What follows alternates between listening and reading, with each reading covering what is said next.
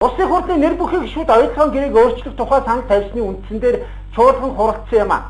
Гэвч улсын хурлын өнгөрч байгаа 7 хоногт болсон чуулганы хуралдаанаар энэ асуудлыг хэлцээд гэрээг өөрчлөх шаардлагагүй гэж үзсэн юм а.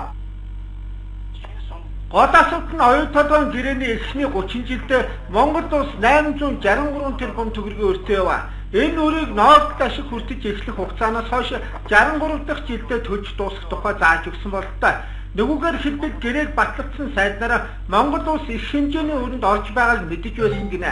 Тэд оюутлогоос авах 11 төрлийн татварыг энэ тод байдлаар тэгэлсэн. Хавхаа манц Mongolian Inc компанитай байгуулсан Монгол улсын засгийн газрын гэрээ араасаа маш ноцтой зүйлийг дагуулж байна.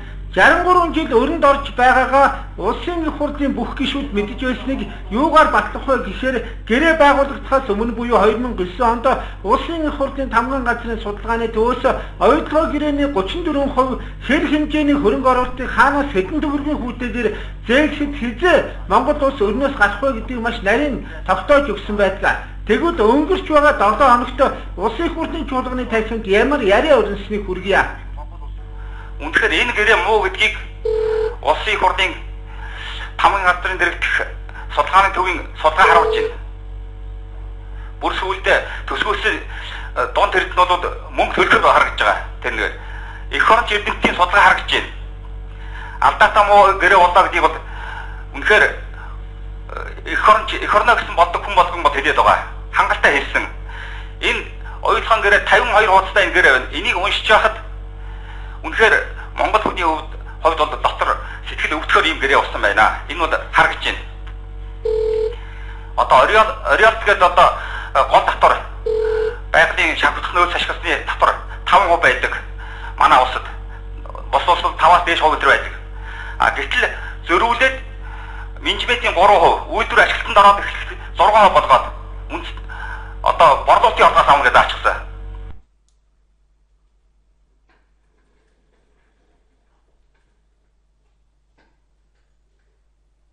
Одоо борлуулалтын оргоос авна гэдэг ачсан. Тэр бол ашиг дээр суух хэрэгтэй шүү дээ. Үндсэндээ манайхад Ориолт авч чадахгүй гэсний дараа эрх зүйн орчныг бүрдүүлэх замаар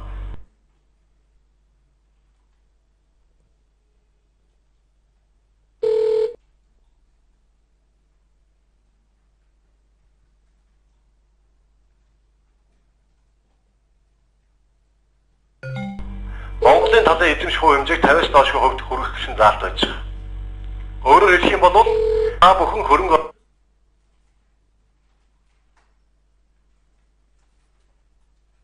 оруулсан зардлаа олоод авчих. Тэгшний дараа ашиг олоод эхлэх үед чинь бид өмчний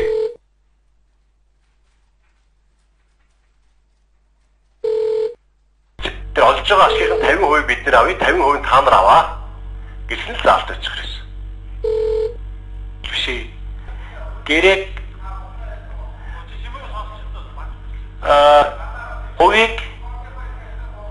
хувийг засгийн газрын зөвшөөрлгүйгээр шийдвэрлэхгүй байх гэсэн ийм дөрвөн гэрээгээр зохицуулагддаг юм аа. Энэ өөрөө улс төрийн асуудал биш. Энэ бол Монгол улс орны тухай асуудал. Монгол руу гадны хөрөнгө оруулалт орох юм уу тааш болох юм уу гэдэг хариулт гарах. Тийм учраас бид нар бүгдээрээ нэг мөр мэдээлэлтэй авчиж энэ асуудлаа гид дотор ордол нь ярих хэрэгтэй. Шинэ орж ирсэн гишүүдэд ойлгоод өгөх хэрэгтэй. Ялангуяа баасанхүү гишүүн шиг ийм шинэ гишүүд мэдээллийг нь маш сайн өгөх хэрэгтэй. Энэ асуудлыг эхний ээлжинд нэгдүгээрт нь хамт хийя гэдэг энэ саналыг гаргаж байгаамаа. За одоо энэ орсон яг саналынхаа хувьд яриад энэ одоо ажлын хэсгээс оруулж ирж байгаа санал нь энэ асуудлуудаа ярих гэдэг юмгаа улам Монголын талд ашигтай зүйл хийж байгаа байхгүй юу? Одоо түрүүн Бэмцов гишүүн яг зөв харсан байна. Ер нь оюу толгойн асуудлаар бол бид нэр эргэж харж ярилцах юм байгаагүй байгаа. Тодруулж ярих юм байгаагүй байгаа. Сайхан бэлэг сайдын хэлж байгаа шиг олон нийтэд их хурл дээр эсвэл их хурлын байнгын орон дээр нээлттэй хэлцүүлэг явуулж энийг нэгмөр болгож авахгүй бол энэ бол нэлээд хэдэн жил их оронч бишээрээ үздэг ийм буруу зуршил тогтооно. Би энэ гэрээ байгуулахад бас засгийн газар тэргүй шадар сайтай авч хасч ирсэн юм аа.